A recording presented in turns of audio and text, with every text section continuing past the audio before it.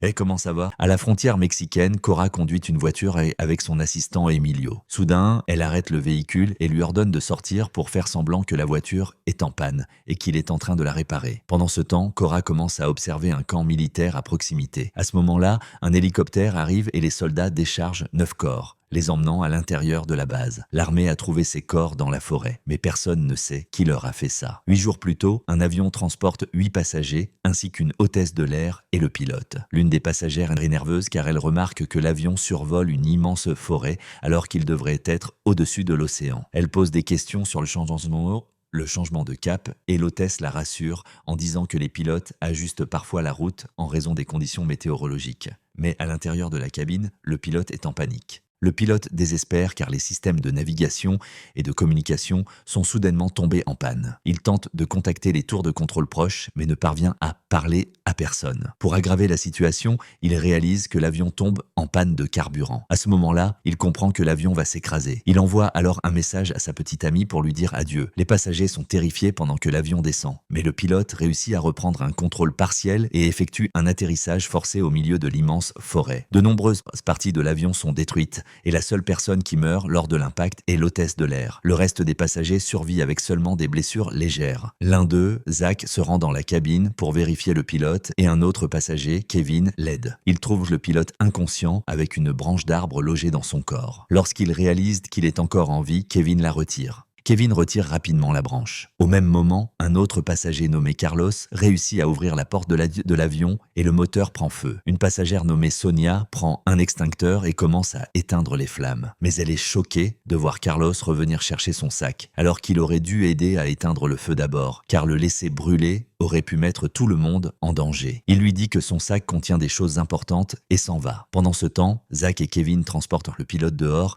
mais il est dans un état critique et toujours inconscient. Kevin tente d'appeler à l'aide pour découvrir qu'il n'y a pas de signal de téléphone portable dans la zone. Zach retourne alors à l'intérieur pour aider Sonia à déplacer le corps de l'hôtesse de l'air. À proximité, Carlos ouvre son sac et en vérifie le contenu. Non loin de lui, une passagère nommée Lisa est assise à côté de son mari, Travis. Lisa espère que le gouvernement enverra bientôt des équipes de secours. Un autre passager, Dan, est assis avec sa femme, Amy. Lorsque Zach et Kevin transportent le corps de l'hôtesse de l'air, Dan enlace Amy pour lui cacher la vue. Mais elle remarque une figure mystérieuse se déplaçant entre les arbres, les observant. Curieusement, elle reste silencieuse et ne dit rien. Lisa entre alors dans l'avion et trouve Sonia en train de vérifier des réserves de nourriture et d'eau pour voir si elles dureront. D'autant plus qu'ils n'ont aucune idée du temps qu'ils resteront coincés là. Lisa la rassure, disant qu'elle est sûre qu'une équipe de secours arrivera bientôt. Après un certain temps, le pilote reprend connaissance et tout le monde se rassemble autour de lui pour comprendre ce qui s'est passé. Ils sont choqués lorsqu'il dit que le carburant s'est épuisé soudainement et que tous les systèmes ont échoué, ce qui signifie que personne ne pourra les localiser. Zach demande à Kevin de le soigner. Zach est surpris de remarquer que Kevin semble être médecin. Il explique que Kevin a utilisé un terme technique plus tôt en aidant à transporter le pilote, ce qui a rendu sa profession évidente. Kevin admet alors qu'il est médecin, mais qu'il a arrêté d'exercer il y a des années et travaille maintenant dans la vente de fournitures médicales. Il dit que les blessures du pilote sont graves, qu'il a besoin d'une chirurgie et qu'il ne peut pas le traiter sans équipement médical et médicaments appropriés. Zach suggère d'utiliser la trousse de premier secours de l'avion, mais Kevin refuse, affirmant que ce ne sera pas suffisant et que le mieux qu'il puisse faire est de maintenir le pilote stable jusqu'à l'arrivée des secours. Zach réalise que la situation est grave et qu'il pourrait rester coincé là longtemps. Alors il suggère que tout le monde se présente. Il commence disant qu'il est un enquêteur spécialisé dans les cas de fraude à l'assurance. Amy se présente et dit qu'elle a épousé Dan il y a une semaine. Ils sont en lune de miel. Lisa et Travis se présentent ensuite. Ils possèdent une chaîne d'hôtels et voyagent pour les vacances. Quand vient le tour de Sonia, elle dit qu'elle aime simplement voyager et explorer. Mais lorsqu'on l'interroge sur son travail, elle refuse de répondre. Ensuite, Carlos se présente en disant qu'il est lutteur et qu'il était en route pour participer à un tournoi international. Quant au pilote, il suppose qu'il est mexicain d'après son apparence et son accent. À ce moment-là, ils commencent à avoir pitié de lui. Ils pressent alors Kevin d'essayer au moins une procédure simple avec les outils qu'ils ont, dans l'espoir de lui sauver la vie. Kevin accepte et tout le monde commence à rassembler les fournitures et l'équipement qu'ils peuvent trouver dans l'avion. Travis lui donne même son couteau. Pendant ce temps, Amy est assise à l'intérieur de l'avion avec Dan car elle ne supporte pas de voir Kevin opérer le pilote. Pour la deuxième fois,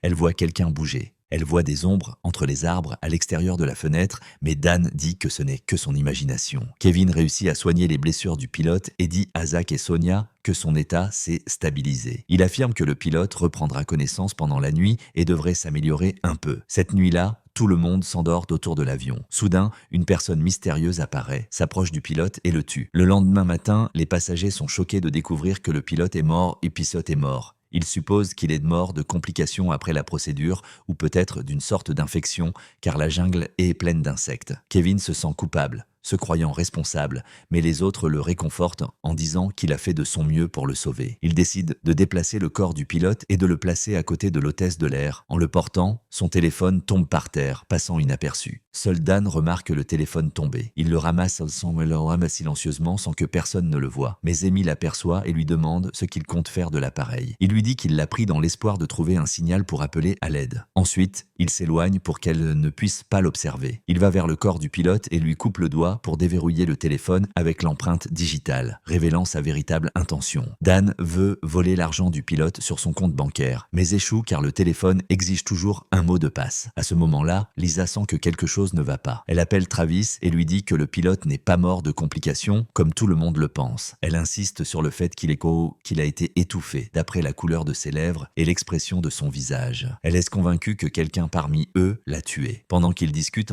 elle entend un bruit venant des arbres. Terrorisée, elle demande à Travis de ne pas la quitter d'une semelle. Pendant ce temps, Zach, Kevin et Carlos récupèrent le dispositif GPS de l'avion. Carlos révèle qu'il s'y connaît en électronique lorsqu'il identifie rapidement le problème de l'appareil. Il dit qu'il peut le réparer, mais pour obtenir un signal adéquat, ils devront aller dans un endroit plus élevé. Tout le monde accepte de monter sur la montagne le lendemain car la nuit approche. Au même moment, Travis dit à Lisa que ses médicaments pour le cœur ont disparu de son sac. Elle le rassure et dit qu'elle va les chercher. À l'intérieur de l'avion, Sonia vérifie les provisions quand Zach entre et remarque qu'elle semble contrariée. Elle lui dit que l'un des passagers est extrêmement égoïste et ne pense qu'à lui-même parce que quelqu'un a volé de la nourriture et des boissons dans le réfrigérateur de l'avion. Zach est surpris qu'elle ne l'accuse pas, mais elle dit que son instinct lui indique qu'il est une bonne personne. Elle affirme qu'il ne ferait pas une chose pareille. Il l'interroge ensuite sur le travail qu'elle a refusé de mentionner plus tôt et elle révèle qu'elle est photojournaliste spécialisée dans les questions de réfugiés le long des frontières. Le lendemain, tout le monde va dans la forêt chercher de la nourriture et de l'eau. Kevin s'approche d'un champignon poussant sur le sol, mais Sonia l'arrête juste à temps, disant qu'il est vénéneux. Tout le monde est impressionné par sa connaissance des plantes. Elle explique qu'elle a déjà été dans de nombreux endroits comme cette jungle. Ensuite, Dan trouve un petit lac et est tellement excité qu'il se prépare à sauter. Mais Carlos l'arrête, l'avertissant qu'il ne connaisse pas la profondeur ou les créatures qui pourraient en s'y trouver. Il pourrait même y avoir des poissons dangereux. Zach jette sa chaussure dans l'eau et elle est soudainement tirée vers le bas et disparaît. Il réalise que le lac est plein de poissons agressifs et carnivores. Soudain, ils entendent des coups de feu venant de la forêt et courant vers le son. Ils trouvent Travis qui a chassé un animal avec son fusil de précision. Cela résout le problème de la nourriture, du moins temporairement. Après cela, ils discutent de la manière de collecter l'eau du lac pour la boire. Sonia rassemble rapidement tous les outils qu'elle peut trouver autour d'eux. Elle commence à collecter l'eau du lac puis la distille, réussissant à produire une quantité décente d'eau potable. Cette nuit-là, tout le monde se réunit et cuisine l'animal que Travis a chassé. Pendant le dîner, Sonia demande à Carlos pourquoi il est si attaché à son sac. Il l'ouvre devant tout le monde et en sort un masque de lutte, disant qu'il compte l'utiliser lors de son prochain combat. Il dit qu'il refuse de l'abandonner quoi qu'il arrive, car le masque représente son identité devant ses fans. Après avoir mangé, tout le monde va dormir. Travis semble souffrir et être incapable de se reposer en raison de la gravité de son état. Pendant ce temps, une personne mystérieuse se déplace silencieusement à travers les débris de l'avion, se dirigeant vers un arbre spécifique où elle a caché un téléphone satellite. La personne le récupère et contacte Cora, discutant de quelque chose de secret. Le lendemain matin, tout le monde se réveille au cri de Lisa. Il découvre que Travis a fait un arrêt cardiaque. Kevin tente tout ce qu'il peut pour le sauver, mais échoue et Travis meurt. Tout le monde est dévasté, supposant qu'il a été empoisonné par la viande qu'ils ont mangée la veille. Mais Lisa les choque en affirmant que quelqu'un l'a tué. Elle leur dit que celui qui a volé ses médicaments pour le cœur hier est la même personne qui a mis des champignons vénéneux dans sa nourriture. Elle continue d'insister sur le fait que le pilote a aussi été assassiné et qu'il n'est pas mort de complications. Elle dit que le tueur l'a étranglé.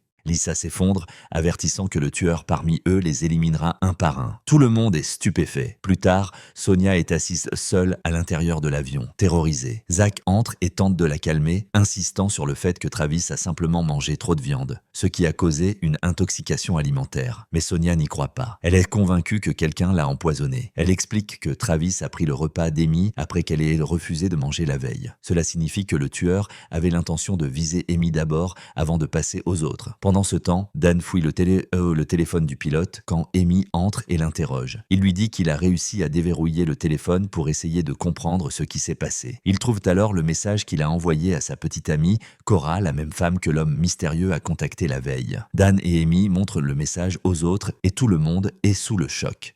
Dans le message, le pilote dit à Cora qu'il perd le contrôle de l'avion et ne sait pas s'il survivra. Il mentionne une personne mystérieuse et avertit que même s'il réussit à atterrir en toute sécurité, cette personne le tuera, lui et tous les passagers. Il demande à Cora de disparaître rapidement car sa vie à elle aussi est en danger. Cela confirme pour tous que quelque chose ne va pas du tout. Ils commencent à se demander si le crash était accidentel ou planifié, d'autant plus qu'il est illogique que le pilote ne sache pas combien de carburant l'avion avait avant de décoller. La suspicion se propage parmi eux et tout le monde commence à douter des autres. Amy s'assoit plus tard avec Lisa pour la réconforter et dit que quelqu'un les observe et orchestre tout cela, mais Lisa ne la croit pas et dit qu'elle soupçonne toutes les personnes présentes. Amy tente de se défendre, elle et Dan, mais Lisa lui demande si elle connaît vraiment son mari. Amy se fige, réalisant qu'elle n'en sait effectivement pas assez sur Dan. Elle essaie de cacher son inquiétude, se dispute avec Lisa et part furieuse pour le retrouver. Alors qu'elle marche parmi les arbres, une figure étrange apparaît. Elle court, heurtant directement Dan. Elle raconte ce qu'elle a vu, mais il la rassure en disant que ce n'est que son imagination. Ils discutent et Dan s'énerve lorsqu'il réalise qu'Amy a cru Lisa. Elle dit qu'ils se sont mariés trop vite avant de vraiment se connaître et s'inquiète qu'il l'ait épousée pour l'argent de son père. La dispute s'envenime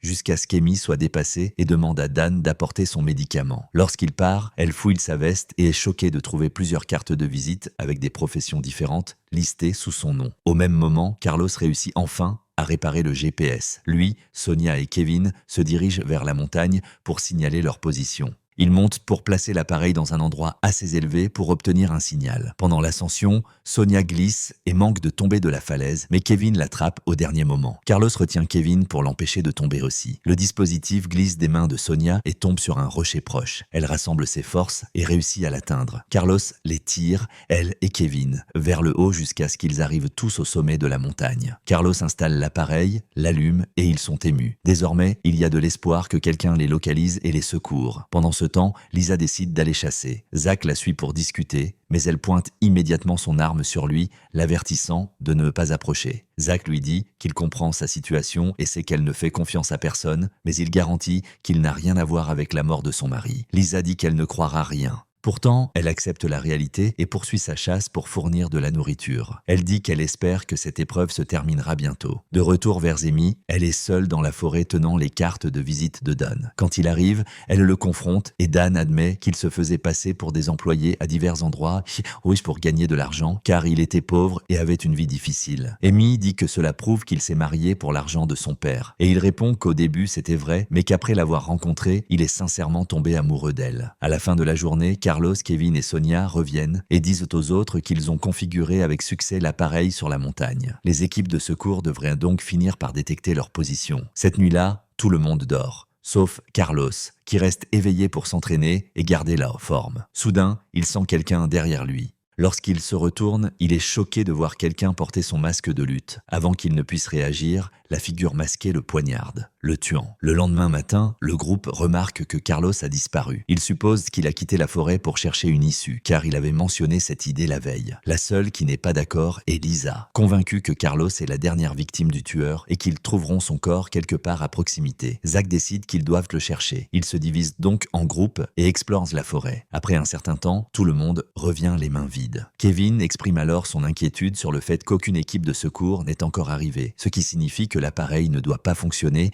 et que le signal n'est jamais parvenu à personne. En effet, l'appareil a échoué sur la montagne. Kevin décide d'emmener Sonia pour le vérifier et pendant qu'il marche, elle remarque une nuée de corbeaux qui tournoient. Elle suppose qu'il y a un corps là-bas et ils sont horrifiés lorsqu'ils trouvent Carlos mort sur le sol. Au même moment, Amy est assise seule quand elle entend quelqu'un appeler de l'intérieur de la forêt. Elle prend un bâton et suit la voix. Soudain, elle voit la figure mystérieuse qui lui est apparue auparavant. Terrorisée, elle s'approche et le poignarde avec le bâton pour sortir ensuite de son hallucination et découvrir qu'elle a poignardé Dan par erreur. Plus tard, Sonia et Kevin retournent sur le lieu du crash. Zach est là, essayant de calmer Sonia, qui est bouleversée après avoir vu le cadavre de Carlos. Kevin soigne la blessure de Dan et réussit à stopper le saignement. À ce moment-là, tout le monde commence à suspecter Amy, croyant qu'elle a tenté de tuer Don, mais il la défend en disant qu'elle n'est pas une meurtrière. Elle souffre de traumatisme psychologique et d'hallucinations causées par le fait d'avoir été témoin d'une fusillade quand elle était enfant. Il leur dit qu'elle est en thérapie depuis longtemps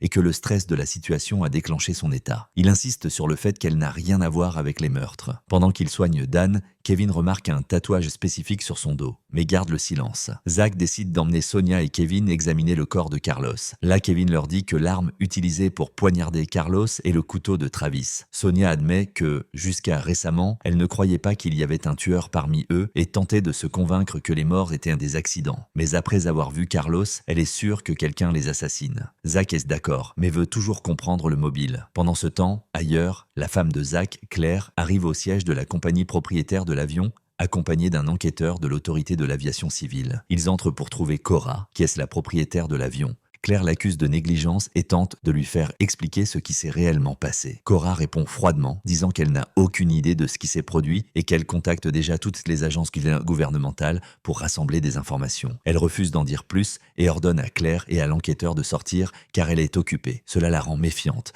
car elle est convaincue que Cora sait quelque chose et le cache. Mais elle est forcée de partir puisqu'elle ne peut rien faire pour le moment. De retour dans la jungle, Kevin confronte Dan au sujet du tatouage qu'il a vu sur son dos. Il dit que ce tatouage n'est donné qu'aux prisonniers, ce qui signifie que Dan a un passé criminel et a été en prison. Dan perd son sang-froid parce que Kevin insinue qu'il est le tueur et les deux commencent à se battre. Lisa intervient et les sépare, disant que se battre ne résoudra rien. Elle révèle également que quelqu'un a volé toutes les munitions de son fusil et qu'il ne lui reste qu'une seule balle. Lisa croit que le voleur veut les empêcher de chasser, ce qui signifie qu'ils manqueront bientôt de nourriture et mourront de faim un par un. Dan se calme et admet qu'il a été impliqué dans une usurpation d'identité d'employé du gouvernement et que c'est pour cela qu'il a été poursuivi et envoyé en prison. Les autres le croient et Lisa s'éloigne dans la forêt. Sonia la suit pour parler des munitions volées et Lisa la surprend en disant qu'elle soupçonne Zach. Elle affirme l'avoir vu entrer seul dans la forêt, l'avoir suivi secrètement et avoir découvert qu'il avait caché quelque chose dans un endroit. Cette nuit-là, une violente tempête frappe les lieux, forçant tout le monde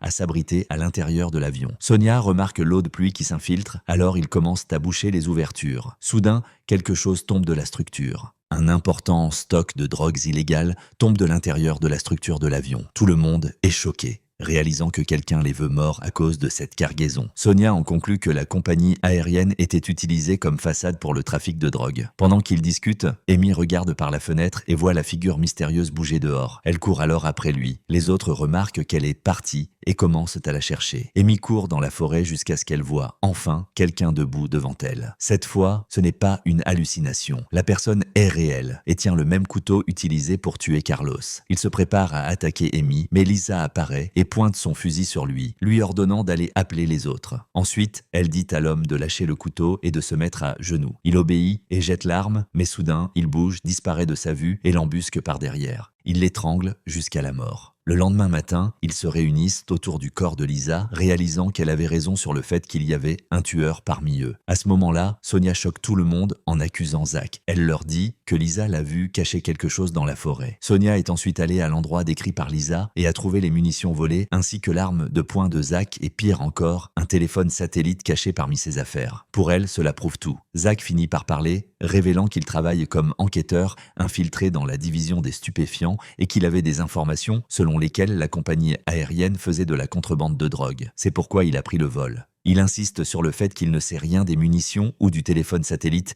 et dit que quelqu'un les a plantés parmi ses affaires pour le piéger. Zach demande à Sonia de prendre son portefeuille pour vérifier son identité policière. Elle le remet à Kevin qui le fouille mais ne trouve pas l'insigne. Zach affirme que quelqu'un a dû voler le document pour renforcer l'accusation contre lui. Personne ne le croit et ils exigent qu'il donne le mot de passe du téléphone pour qu'il puisse contacter les autorités.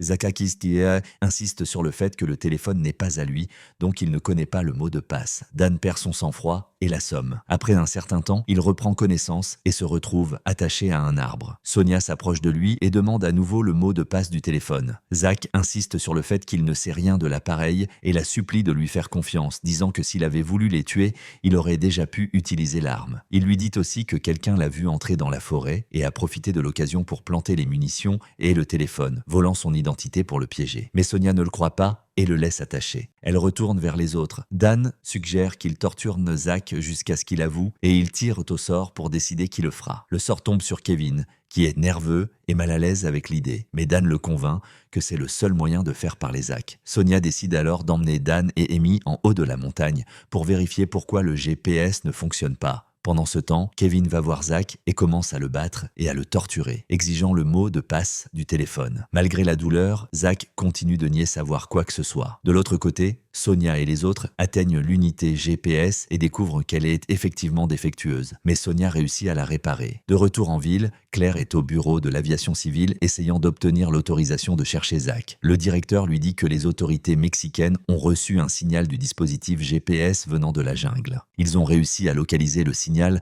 venant d'une grande jungle près de la frontière et les opérations de recherche pour l'avion et ses passagers sont en cours de préparation. Cette nuit-là, Zach est inconscient à cause de la torture. Lorsqu'il se réveille, il est choqué de voir quelqu'un s'approcher de lui, tenant un objet pointu. C'est Sonia qui est venue l'aider à s'échapper, disant qu'elle ne peut pas être certaine qu'il est le tueur. Zach réalise qu'elle croit qu'il est innocent, mais qu'elle ne veut pas que les autres le sachent. Il lui demande de travailler avec lui pour découvrir la vérité. Cependant, Sonia refuse, car elle le libère pour qu'il puisse chercher de l'aide, étant la seule façon pour elle de pouvoir lui faire confiance. Elle coupe ses liens. Le lendemain matin, Kevin est choqué de découvrir que Zach a disparu. Dan et Amy paniquent de peur que Zach ne les observe et ne les attaque. Dan décide qu'ils doivent se séparer, disant qu'il a le fusil et qu'il peut se protéger. Il espère que le signal GPS a atteint les autorités pour que les secours arrivent bientôt. Après qu'ils sont partis, Kevin refuse de rester avec Sonia à moins qu'elle ne lui donne l'arme de Zach. Elle refuse et Kevin dit qu'ils ne peuvent pas rester ensemble s'ils ne se font pas confiance. Il part donc seul. Après un certain temps, Dan et Amy s'assoient ensemble et ils tentent de la rassurer en disant que les secours arrivent et qu'ils reviendront bientôt à la civilisation. Sonia continue de marcher seule dans la jungle. Dans une autre zone,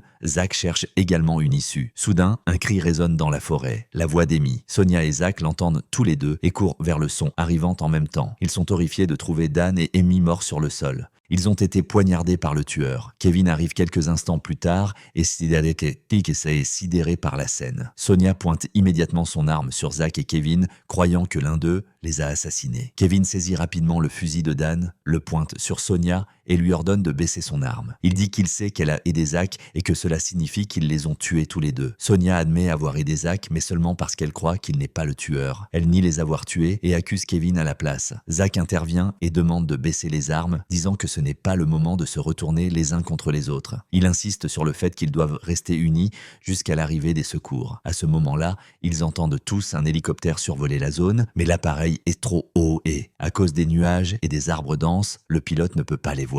L'hélicoptère retourne à la base. Le pilote revient en raison du faible niveau de carburant. Zach suggère qu'il monte sur la montagne et allume un feu pour que l'hélicoptère puisse les localiser à son retour. Sonia refuse de bouger tant que Kevin ne se débarrasse pas de son arme. Kevin jette le fusil dans un lac proche pour la rassurer. Cependant, il refuse d'aller avec eux, disant qu'il ne leur fait pas confiance et craint qu'ils ne le tuent. Il choisit de rester près de l'avion et d'attendre l'équipe de secours. Sonia et Zach le laissent derrière eux et commencent à monter seuls sur la montagne. Pendant ce temps, Claire voyage au Mexique, mais elle est détenue à l'aéroport et interrogée sur le motif de sa visite. Au début, elle nie être là pour chercher son mari et dit à l'officier qu'elle est juste une touriste. Il ne la croit pas et dit qu'il lui refusera l'entrée. Alors, Claire finit par craquer et admet la vérité. L'officier compatit et décide de l'aider. Il dit qu'il contactera les autorités compétentes et que s'il reçoit des informations, il lui permettra d'aller vérifier elle-même pour son mari. De retour dans la jungle, Sonia et Zach sont en route vers le sommet de la montagne, mais s'arrêtent pour se reposer. Soudain,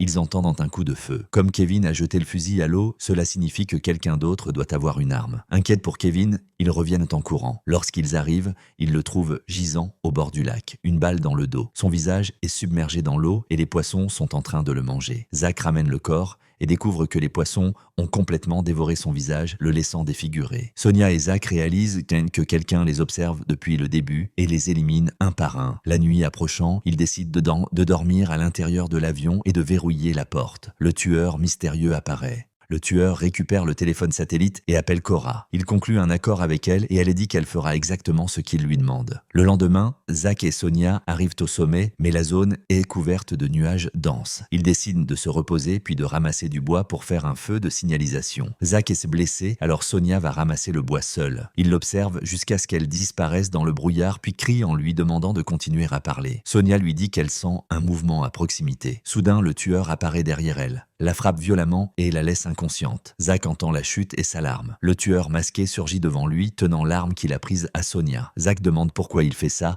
et pourquoi il veut les voir morts. Mais le tueur ne répond pas et lui tire dessus. Zach tombe du bord de la montagne. Le tueur retourne ensuite vers Sonia, qui a repris connaissance. Elle le supplie de retirer son masque pour qu'elle puisse voir qui il est. Il obéit et lui tire dessus également, la tuant. Le lendemain, l'équipe de secours arrive sur le lieu du crash. Ils fouillent la zone jusqu'à ce qu'ils trouvent les corps et sont choqués de voir les cadavres soigneusement organisés. Ils sont encore plus troublés lorsqu'ils comptent 9 corps. Bien qu'il y ait eu 10 passagers dans l'avion, cela signifie qu'un passager manque à l'appel. À l'hôtel de Claire, l'officier de l'aéroport arrive et lui dit de se préparer. Elle sera emmenée au camp militaire. Il l'informe que les secours ont trouvé 9 corps et cherchent encore le passager disparu, soulignant qu'ils n'ont pas encore identifié les cadavres. Au camp, le commandant contacte une médecin légiste et lui ordonne d'examiner les corps. Les soldats placent les corps à la morgue. Le pilote et le chef des secours informent le commandant qu'il retourne dans la jungle pour chercher le passager disparu. Pendant ce temps, la médecin légiste est en route vers le camp quand Cora l'arrête sur la route, faisant semblant d'avoir besoin d'aide. Lorsque la médecin s'approche, Cora lui tire dessus et la tue. Au même moment, à l'intérieur de la morgue,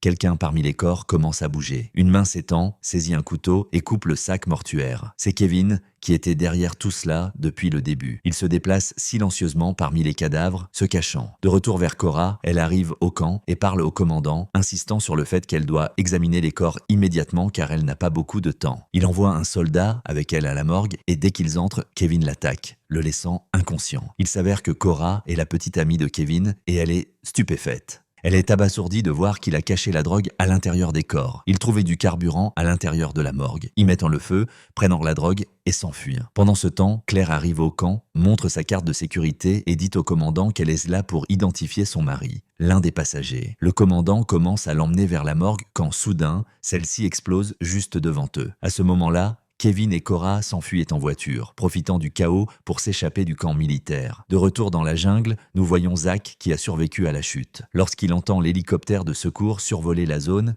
il est très heureux. Il prend alors ses lunettes de soleil et les oriente vers le soleil, créant un reflet pour que le pilote puisse le voir. Le lendemain, Zach est à l'hôpital après avoir été secouru et sa femme est très heureuse qu'il ait survécu. Même blessé, Zach explique tout aux autorités de l'aviation. Il dit que le corps de Kevin a disparu de la morgue, confirmant qu'il a orchestré le plan de contrebande depuis le début. Zach commence à partager tout ce qu'il sait sur la cargaison et les incite à courir à l'aéroport, car Kevin prendra le colis et montera dans un autre avion pour le livrer aux trafiquants pour qui il travaille. Sur le chemin de l'aéroport, il se remémore tout ce qui s'est passé après le crash. Il révèle que le pilote travaillait avec Kevin sur l'opération de contrebande. Lorsqu'il a fait une erreur et que l'avion s'est écrasé dans la jungle, Kevin l'a tué en premier. Ensuite, il a commencé à éliminer les passagers un par un. Tout en les tuant, Kevin a saboté le GPS pour que les secours ne les trouvent pas, se donnant plus de temps pour achever son plan. Il a contacté Cora par téléphone satellite pour coordonner les actions. Lorsque Kevin s'est retrouvé seul dans la jungle avec Zach et Sonia, il a refusé exprès de monter sur la montagne avec eux. Il a gardé une balle de fusil et l'a jetée dans la rivière,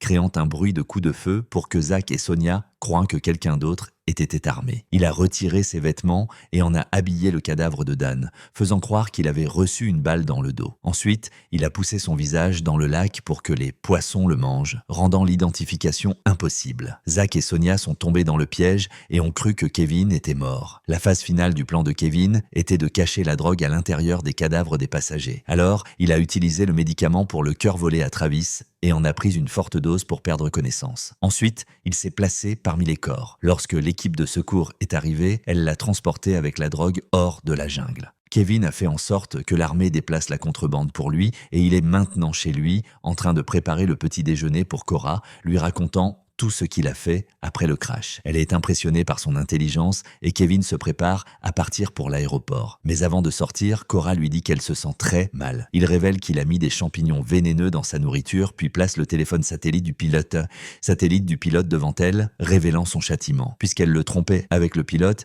il la laisse mourir et court à l'aéroport. Cependant, dès qu'il monte dans l'avion, il remarque Zach courant vers l'appareil. Kevin décolle, mais Zach tire sur l'avion, espérant l'endommager. Kevin regarde la cargaison de drogue et sourit, croyant que son plan est encore parfait. Mais il remarque alors une fuite de carburant, car le tir de Zach a touché le réservoir. Son sourire disparaît quand la panique s'installe. L'avion perd le contrôle et s'écrase à nouveau dans la même jungle où le premier avion s'est écrasé, mettant ainsi fin à 9 corps dans une morgue mexicaine, série de suspense et de mystère de 2025. Et je vous attends dans la prochaine vidéo.